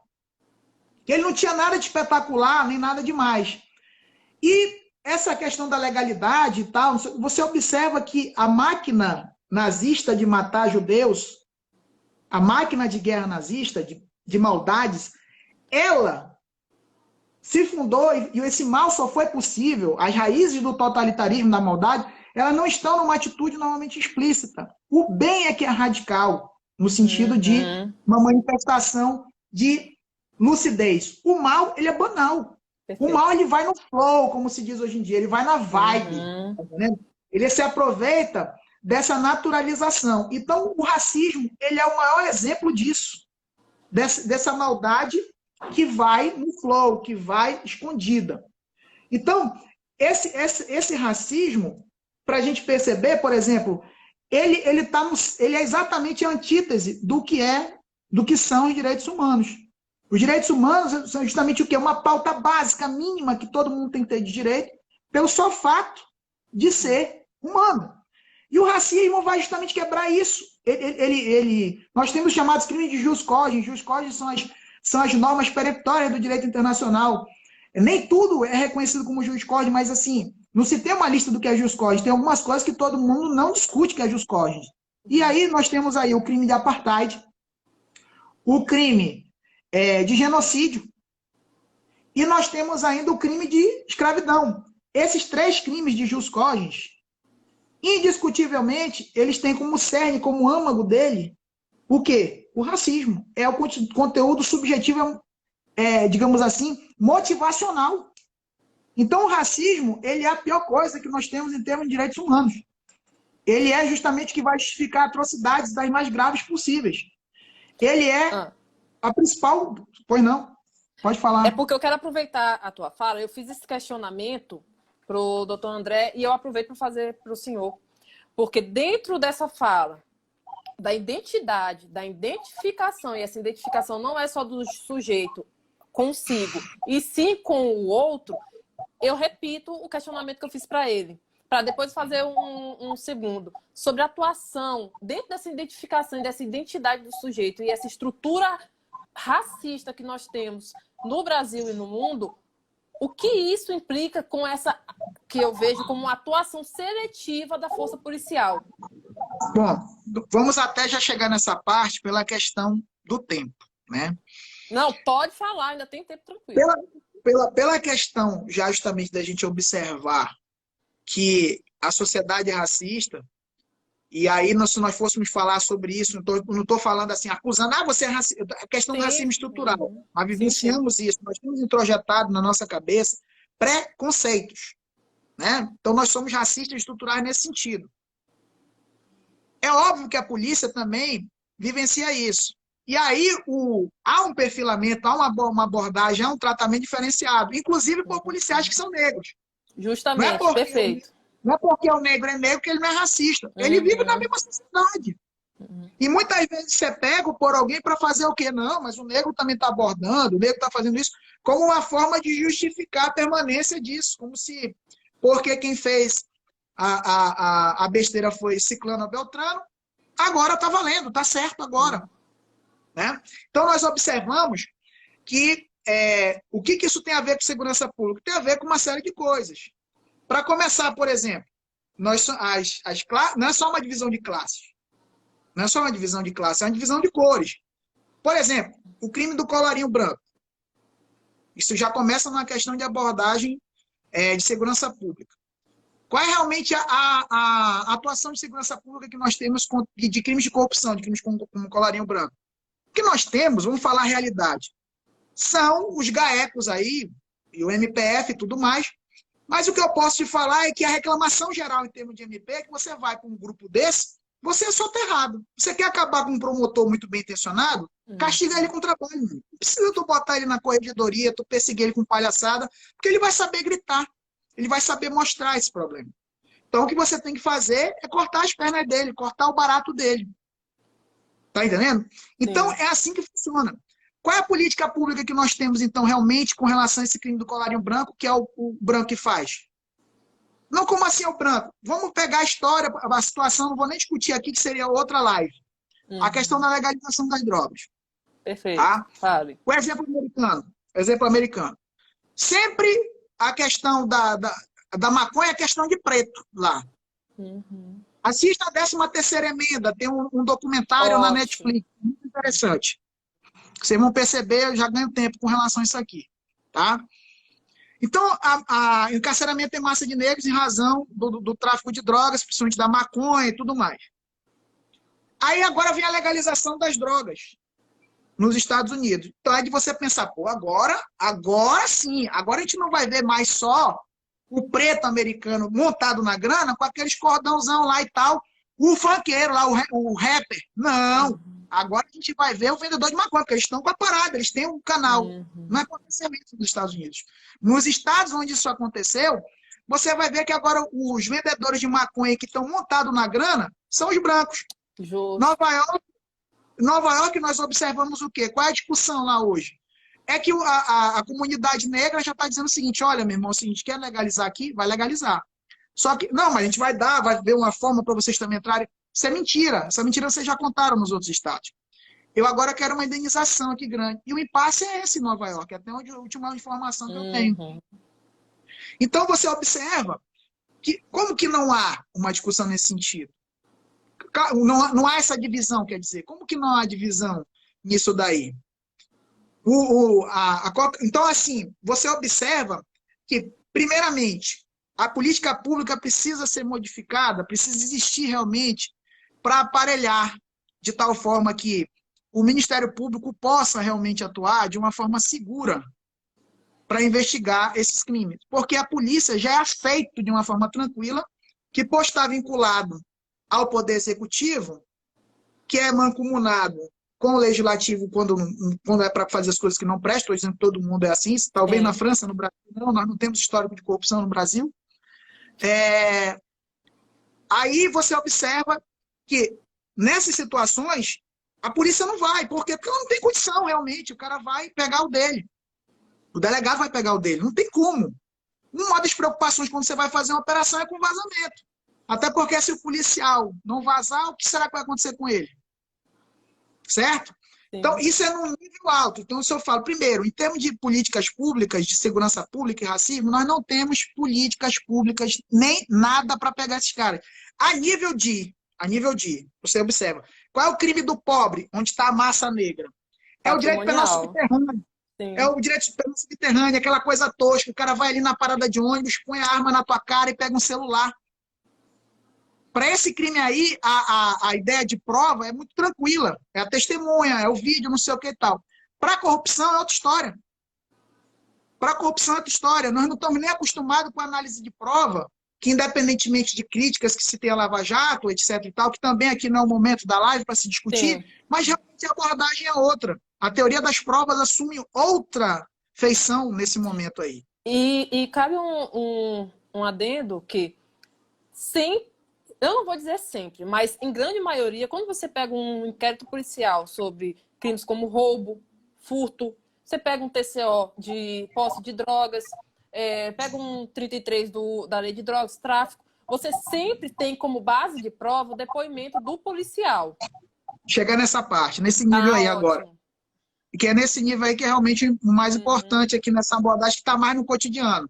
Mas só fechando essa questão justamente do crime de colarinho branco, etc e tal, eu quero dizer que mesmo mesmo quando a gente consegue essa prova forte, que é até a filmagem, a gravação, quando nós temos pessoas envolvidas em instâncias de poder alto e brancas, ela não vale, ela não funciona. Por exemplo, eu acho que foi na França, teve um senador que ele foi gravado dizendo que era melhor matar o primo dele, qualquer coisa, porque senão ele iria delatar. Acho que foi na França, acho que no Brasil não tem esse tipo de coisa. E o cara continua senador, pô. O cara tá solto. Não teve nada para ele. Normal, vai ser reeleito. Porque também a população não se indigna com isso, não para perceber que ele só conseguiu isso, na minha opinião, está muito claro. Por quê? Claro. Porque ele é senador, porque ele é branco. E porque ele tem grande força na mídia no estado dele. Os outros querem mamar também nessa mídia aí. Nós temos uma política de drogas em que a fronteira está aberta. Eu já fui promotor em Santo Antônio de Sá, aqui no Amazonas, onde tem uma base lá, base Anzol, sei lá como é que é o nome, mas agora tem a base Anzol, tem a base Garateia. Vê ser base fantasma o nome. Porque a Polícia Federal não é dada estrutura para ela. Aí tem umas mais línguas, eu acho isso horrível, mas tem gente que chega a supor, jamais seria capaz de fazer uma coisa dessa, que esse dinheiro do tráfico é utilizado para financiar, por exemplo, campanhas políticas. Eu não vou pensar um negócio desse. Só porque os caras têm poder para controlar isso e não fazem isso. É um absurdo pensar uma coisa dessa. Não vou pensar, jamais seria capaz de falar uma coisa dessa. Mas eu acho estranho aquilo lá de ser vazio, desse jeito. Então, esse é um aspecto. Agora vamos para a parte de baixo, a questão da abordagem das pessoas, a questão da fundada suspeita. Né? Como é que acontece hoje em dia um flagrante de droga, ou normalmente acontece? É assim, é meio que carimbo. Dá para fazer tudo na audiência de custódia com carimbo, tranquilamente. O policial nem chega lá, já viu um depoimento da delegacia, né? E esse depoimento, muitos casos são assim, muitos mesmo. Eu vou colocar 2 casos específicos aí. Não sei como é que estamos com o tempo, mas essa aqui é a parte, eu acho que é o clímax do negócio. Não, tem tempo, pode falar. Vamos lá. Qual a situação normal aí, que é muito falado? Vem um depoimento assim, que o policial abordou o indivíduo na rua. Que o mesmo, aliás, minto, melhor assim, Policial viu um indivíduo na rua andando em atitude suspeita. Concordo, agora sim. Em atitude suspeita. Aí eu sempre eu tento ler. Já achei alguns, né, alguns poucos, principalmente quando a autoridade policial também cobra isso na hora de pegar o depoimento, mas já começa aí, a autoridade policial não se atenta a isso. Por quê? Porque no Brasil todo é assim que funciona. E atitude suspeita. Aí o cara vai ler, agora lá vem atitude suspeita. Não tem. Não tem, ninguém fala nada. O cara abordou. É tipo assim, Harry Potter, tá bem. Pode assistir Harry Potter. O cara fala, não sei o que lá, pá! Aí acabou. É a magia. Ele já pode te prender. Entendeu? Ele já surgiu ali, ele já fez a parada. Ele não precisa motivar. Aquela questão toda que estuda também direito administrativo, que os atos precisam ser motivados, que a motivação é fato, mas norma jurídica, correlação lógica, esquece isso. Joga o não sei o que lá, Leviosa do Harry Potter, prende o cara e acabou. Tá entendendo? Mas isso não acontece normalmente quando o cara é branco e tal, porque pode dar treta, ele pode ser filho de juiz, ele pode ter grana, alguma coisa do tipo. O policial também, aliás, escrivão não é polícia, né? Quando eu fui escrivão, a gente sente esse terror também, né? A gente vê essa situação. O que acontece? E só frisar, deixar muito claro que todas essas críticas e pontos que nós estamos levantando aqui não é um discurso de ódio contra policiais, tá? Porque muitas vezes as pessoas confundem a abordagem, o debate desses temas como um discurso de ódio contra a organização policial, de forma alguma, tá? Só para frisar Pelo isso, contrário. pessoal. Pelo contrário, eu queria até dizer que eu saí da polícia, mas a polícia não saiu de mim. Eu tenho orgulho de ter sido policial civil no estado do Amazonas, foi onde eu aprendi muita coisa, tive pessoas que me ensinaram muito lá dentro, e ali você tem a possibilidade também de aprender muita coisa, porque você vê o ser humano numa situação em que ele está totalmente exposto, né? E você aprende muito. Lá realmente a coisa é visceral. Não tem... Então, não tem momento para atitudes explícitas, são todas implícitas, também viram explícitas naquele momento. Então, vamos lá. Voltando aqui. Então, o cara fala assim, em fundada suspeita, já se sabe que tem essa magia do Harry Potter, leva o cara, pega o cara e achou a droga. Vamos dizer, achou a droga com o cara. Essa é uma alternativa. Ainda tem a outra, que é assim, essa é a mais legal de todas. O cara pega e fala, e o indivíduo andando e... de forma suspeita, foi lá e abordou ele, não encontrou nada. Mas o indivíduo falou assim, cara, seu policial tem 5 quilos de cocaína lá em casa. Vamos lá para o senhor pegar e me prender? Ou então ele fala, seu policial é o seguinte, me deu agora aqui eu tenho uma AR-15 lá em casa, vamos pegar. E tem assim, tem estado, não sei onde eu ouvi falar, não sei onde é, que estado que coloca assim, vamos dar uma vantagem remuneratória, que o policial que prender a arma. Olha como isso é legal. Aí, às vezes, isso acontece de prender mais armas naquele local, naquele estado, naquela cidade. Eu não sei onde isso, eu tive uma notícia, eu não me lembro onde é que foi que isso aconteceu. Mas vamos lá. Aí isso chega lá na audiência de custódia, isso também vai para o promotor denunciar, para o juiz receber a denúncia. E a denúncia vai que os policiais... É aquilo ali. O policial, sob fundada suspeita, vê a situação, parará. E o juiz recebe isso vai embora, vai no flow. Tá? Então, onde é que eu quero chegar aí nessa questão? Nós temos, não só na jurisprudência comparada, que a gente vê muito nos filmes, no cinema e tal, a questão, uma vez ou outra, um filme mais elaborado, a questão da causa fundada, né, que é nos Estados Unidos. Aqui nós temos a fundada suspeita, é a mesma coisa. Nós temos a jurisprudência sólida que chega no STF. Mas quem é que chega lá? É do traficante que tem mais algum poder aquisitivo e tal, quando você tem a possibilidade de discutir o direito. Né?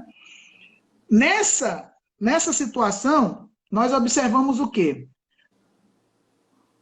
Para você poder abordar alguém, a jurisprudência, ou entrar na casa de alguém, ela diz claramente que você precisa declinar com a fundada suspeita. Já tem decisões lá no STF, dizendo, inclusive, de lá até do ministro Ricardo Lewandowski, salvo engano, que numa situação dessa ele não tem como acreditar que uma pessoa falou, não, eu não estou com nada, mas vamos lá em casa que tem 5 quilos. Isso não existe. Isso é fora do mundo dos fatos, isso é fora da realidade. E ele anulou um flagrante. E eu já tive a oportunidade, cerca de 3 oportunidades em que eu fiquei de plantão, aqui justamente de dizer, eu peço a nulidade do flagrante, a soltura da pessoa. Para mim o flagrante é ilegal porque ele é irreal. Eu acho que falta ao promotor também e ao juiz, que não são, digamos assim, agentes de segurança pública, apesar de muitas vezes o Ministério Público vai trabalhar junto com a polícia para poder a gente pegar, fazer uma operação, pegar isso, fazer aquilo.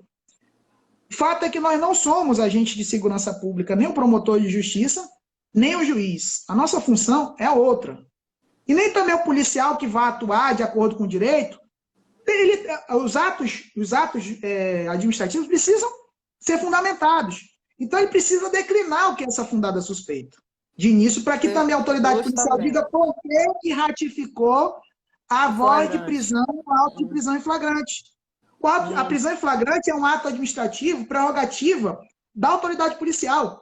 Então, a autoridade policial precisa declinar os motivos pelos quais ela está ratificando aquilo ali. Assim como também ela deve motivar um indiciamento. O promotor de justiça também, ele não está ali porque ele não está ali só pelo fato de ele ter passado um concurso, e aí ele vai falar porque todo mundo agora quer ouvir a opinião dele, pura e simples, só porque ele passou no concurso. Nós temos o dever de fundamentar a nossa atuação. E o juiz também. E isso não pode mais passar em branco. Porque somente no momento em que nós dermos atenção a qual é essa fundada suspeita, é que nós vamos poder saber daquele menino que eu comecei falando lá, que foi abordado. Por quê? Porque estava voltando do colégio. E aí você pensou assim, ele poderia estar com aquilo na mochila. Mas qual foi a fundada suspeita que justifique você achar isso no caso concreto? Não, porque pode ser. Não, pode ser, pode estar contigo aí agora. Então vira aí, eu vou te abordar também. Levante, seu juiz, agora da cadeira. Vou abordar você agora, porque pode ser que você, debaixo dessa tua toga aí, tenha 5 quilos. E essa tua barriga aí é o quê? Colete? Tá grávido? Entendeu? Então tudo pode ser. Então não é a fundada suspeita. A fundada suspeita, ela decorre de uma situação concreta que possa te levar à percepção de que aquela pessoa está carregando droga ou alguma coisa do tipo. E não porque você simplesmente... não, é uma hipótese. Não, é uma hipótese, não é uma fundada suspeita. Há uma diferença, um abismo entre essas duas coisas. Então, nós temos... Até a colega colocou aqui a questão da denúncia anônima. Isso que eu ia falar, fazer comentário interessante. Né? A denúncia anônima, ela precisa ser verificada, precisa ser VPI. Nós temos jurisprudência, inclusive, do Supremo Tribunal Federal, nesse sentido, que, como a Constituição veda o anonimato, o que é por sua vez, isso não impede que a polícia verifique uma denúncia anônima, em razão da seriedade do seu conteúdo. Então, você verifica por uma VPI, etc e tal, papapá. E é necessário que também a gente perceba que a questão não é tão simples assim, lógico. Nós temos também, fora a denúncia anônima, nós temos o sigilo da fonte. O sigilo da fonte não é uma coisa que só o jornalista usa. Ele também pode ser utilizado pelo policial. Às vezes o policial tem um informante e ele não é obrigado a dizer quem é esse informante dele. Mas também a informação aqui não vai ter rosto, não pode servir para uma condenação, por exemplo. Pode justificar certas medidas investigativas. Certo? Então, assim, às vezes você tem uma denúncia anônima que está passando naquele local, uma situação, etc, tal, de um barco, uma coisa, você vai abordar, você vai lá, com certeza. O que eu estou aqui colocando é essa situação que acontece em territórios de área vermelha, só que área vermelha, o cara está passando, vou pegar ali. Agora, se você tem a denúncia anônima, pelo menos comprove que ela chegou por um canal específico, de que entrada da polícia também. É preciso ser documentado isso.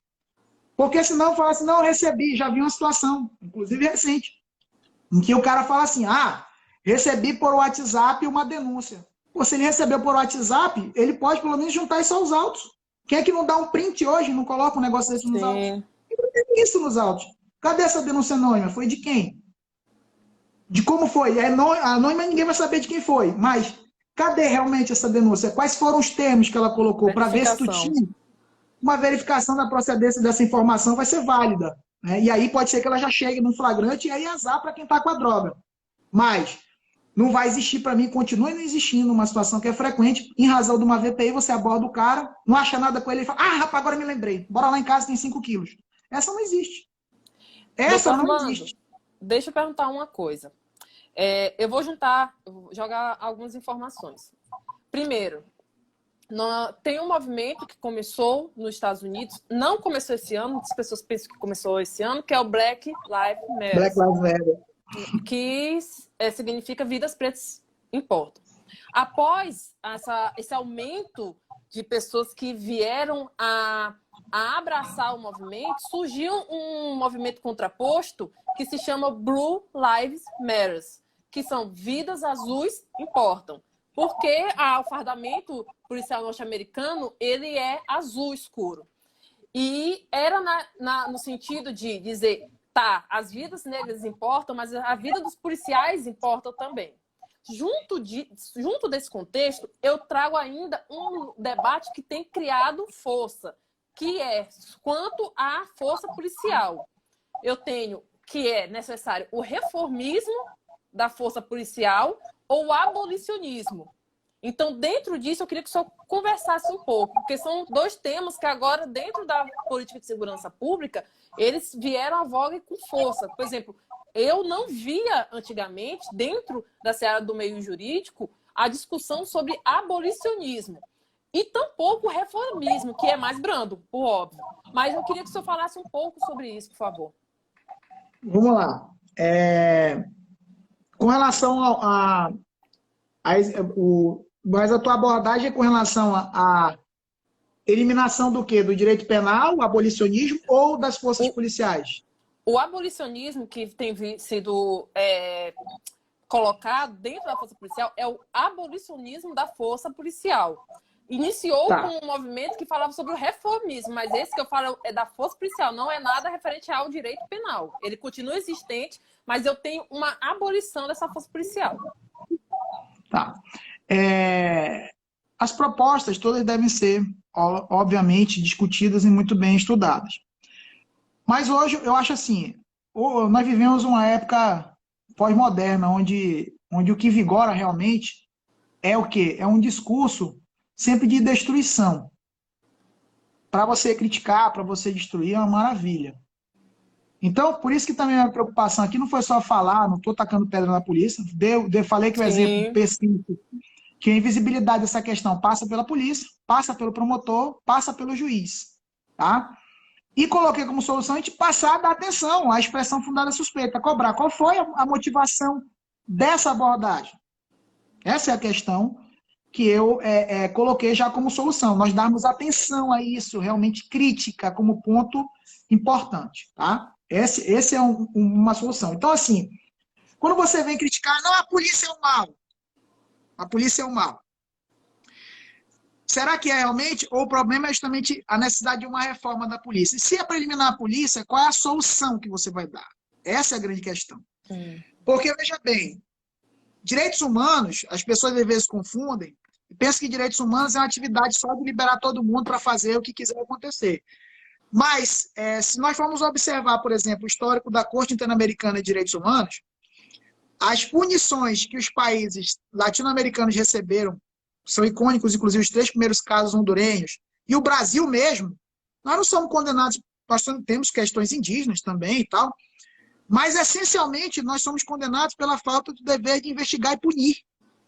O dever de investigar e punir, ele é uma resposta necessária de direitos humanos. Então, qualquer ofensa a bens jurídicos necessários, justificáveis constitucionalmente sobre a seara dos direitos humanos, serem protegidos, eles precisam ser investigados e punidos. Então, isso hoje é sinônimo de polícia. Isso tem que estar dentro do aparelho estatal. É o Estado que é devedor disso. Que é a organização que nós conhecemos. Então, nós não podemos simplesmente analisar os problemas. O problema qual é, por exemplo?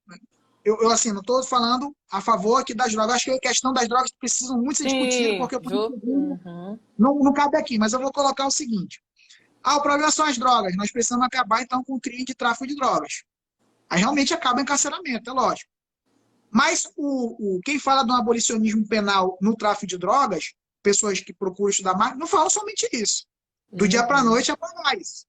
Não. E muitas até são sinceras em dizer, eu não tenho minha proposta completa. Né? Como também a gente não pode falar assim, vamos acabar com os homicídios. Como? Ah, revoga o 121. Não tem mais homicídio. Matou, mas não é homicídio mais. Né? Então, não é simplesmente você pegar e acabar com a polícia. Eu acho que a questão de acabar com a polícia, ela é, na minha visão, hoje, eu acho que a gente pode chegar um dia a um estágio de evolução na sociedade, e aí eu sou abolicionista, não só pensando no mundo utópico. Eu sou abolicionista de uma forma geral, pensando no quê? Nós temos que sempre tomar atitude. Resumindo, nós precisamos hoje, é importante nós tenhamos promotores, temos juízes, delegados, todo mundo. Graças a Deus, eu passei no concurso, por um acidente de percurso no concurso, consegui entrar, graças a Deus. Estou aqui, vivo disso e tudo mais. Mas nós precisamos também valorizar e ter mais assistentes sociais. Nós precisamos mais de psicólogos. Nós precisamos de pessoas para trabalhar, não só a polícia, mas essas pessoas que realmente estão presas, cumprir. Não dá nem para se dizer que a lei, que a execução penal no Brasil, tal como criada, tal como vista, tal como presente na lei de execuções penais, não presta, porque ela nunca foi aplicada. Eu tenho a sensação de que ela não presta. No final das contas, mesmo que ela não se aplique, que ela venha a ser aplicada todinha, porque o plano dela era até de antes, né, o plano para hoje. Mas nós precisamos ter realmente uma atuação, já que está essa massa encarcerada, tratando essa massa encarcerada, não tentando aqui solucionar o problema do encarceramento em massa, que também é excelente aí a leitura. Indico para todo mundo. Boa dica. Encarceramento em massa também é Depois outro eu vou colocar, viu, pessoal, as referências, fazer um post com todas as referências. Da série Feminismos Plurais. E, assim, não estou aqui discutindo isso nesse momento, estou falando desse estado de coisas que nós temos. Era essencial existir assistentes sociais para que a gente possa realmente compreender o seguinte: o criminoso, seja lá a cor que ele tenha, apesar de saber que a massa carcerária é negra, e por isso nós estamos discutindo aqui, ele vai voltar para a sociedade. Mesmo com o recrudescimento de penas, o pacote de crime para 40 anos, não sei o quê, esse cara um dia volta para a sociedade. E aí, como é que ele vai voltar? Em condições em que os fatores criminógenos vão continuar empurrando aquela pessoa que já caiu no crime? É isso que você quer? Porque o teu discurso é assim, não, mas ele não pode cair no crime. Está errado ele fazer isso. Sim, está errado. Ele não caiu? Caiu. E agora ele saiu e vai voltar numa situação socialmente mais inadequada, ou seja, com um fator criminógeno a mais, intensificado em cima dele. E aí? Como é que vai ser? Por que a questão, só fechando esse momento aqui breve, Sim. A política de segurança pública, ela não é só polícia. Quando nós recebemos, inclusive, tenho feito isso, eu acho que às vezes, talvez, não estou acusando ninguém disso, mas talvez alguma pessoa leia uma promoção minha quando o cara cai uma vez. Veja bem, o cara cai uma vez, por furto. De quê? De uma besteira ali. Aí ele recebe, digamos, sei lá, suspensão condicional do processo. Aí daqui a pouco ele cai de novo e recebe um acordo de não persecução penal. Aliás, na primeira disse que foi insignificância. Na segunda ele recebe uma suspensão condicional do processo. Na terceira um acordo de não persecução penal. Na quarta, já era, vamos processar. Aí ele é condenado, mas aí ele não cumpre pena. Ainda ele vai por, sei lá, substituição de pena. Aí na quinta, já pega e já soma a anterior. E vai indo. Ou seja, esse cara passou 5, 6 vezes no sistema para poder realmente puxar a cadeia. E nenhuma dessas vezes em que ele furtou pequenas coisas, ridículas, isso não chama a atenção dos operadores do direito, que é preciso aplicar a nossa Constituição Econômica, a nossa Constituição Social, que o promotor de justiça, como está lá no CNMP, dizendo que ele tem que ter atitude resolutiva e tal, a resolutividade não é apenas no âmbito penal. Ele precisa promover lá dizendo assim, olha, verifica-se que o indivíduo está em situação de vulnerabilidade social, ofendendo a situação dele, solicita o encaminhamento de ofício também. Se o juiz disser não, mande você o ofício, tá entendendo? Assim que eu ultimamente tenho procurado agir, não sou modelo, não sou... Mas sim, é porque se me incomodava recentemente, também muitos anos eu não fiz isso.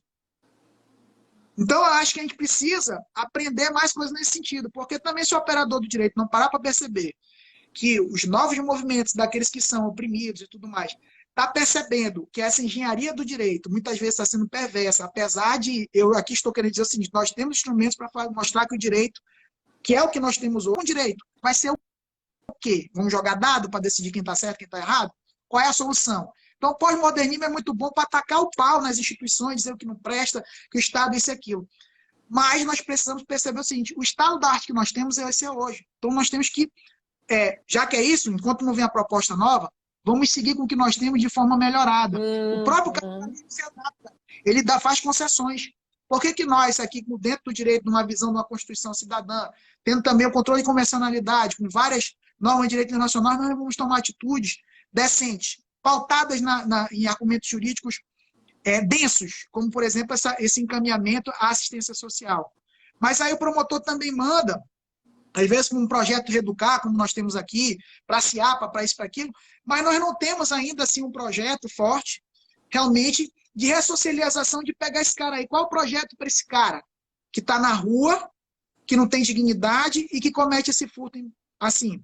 E que muitas vezes ele precisa fazer 4, 5, 6 vezes para poder, lógico, as grandes empresas, estabelecimentos comerciais acabam, tudo bem, eles estão ali, mas será que eles não são dignos também da tutela penal?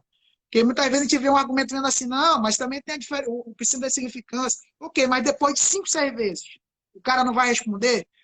Que ele não responda, mas que também se responda de uma forma para isso. Por que nós também não ativamos o princípio da solidariedade aí? Por que se não há verba, já que são esses supermercados, essas empresas sofrem isso, tudo bem, já pagam muito imposto. Mas eu duvido se eles vão ser contrários a realmente também participar de um projeto social, até porque abate no imposto deles. Né? Então, tudo isso aí é importante, são ideias que eu não sou político, não tenho essa preparação, mas são coisas também os nossos políticos muitas vezes não têm, né? Aliás, na França, normalmente, aqui não. Então, a gente percebe que nós precisamos realmente utilizar o que nós temos, as peças que nós temos, antes de dizer assim, não, acabou, vamos acabar com a polícia, ou o judiciário não presta, etc. Tal. Nós precisamos nos reinventar, até os profissionais do direito, para que a gente não fique visto como eram os magistrados na época da Revolução Francesa, que, após a Revolução Francesa, o magistrado ali, ele era extremamente mal visto, vai refletir num poder legislativo extremamente forte, num executivo morto, como também acontece na Inglaterra por outros motivos. Né? Então, essa situação nós precisamos perceber, a magistratura, o Ministério Público, todos nós devemos olhar que a massa, que é o povo, que é de onde vem o nosso poder, essa massa, ela está sofrendo, não é essa galera que está com poder lá não, de forma representativa, mas que é para eles. Nós temos que trabalhar também por essas pessoas. Então, eu tenho procurado aguçar um pouco mais isso e tenho muitas falhas, mas talvez hoje aqui eu esteja contribuindo com essa percepção aí. É essa percepção que eu estou querendo aqui passar, de nós abrirmos os olhos para esses reclamos aí. Né? Eu quero só aproveitar essa fala do senhor e um comentário da professora Leila. Ela indagou sobre... Nós temos mais 8 minutos. Ela indagou sobre se outros membros do MP têm esse mesmo olhar que o senhor tem quanto ao racismo estrutural e a influência disso no cotidiano da prestação funcional de vocês. E eu ainda acrescento uma coisa.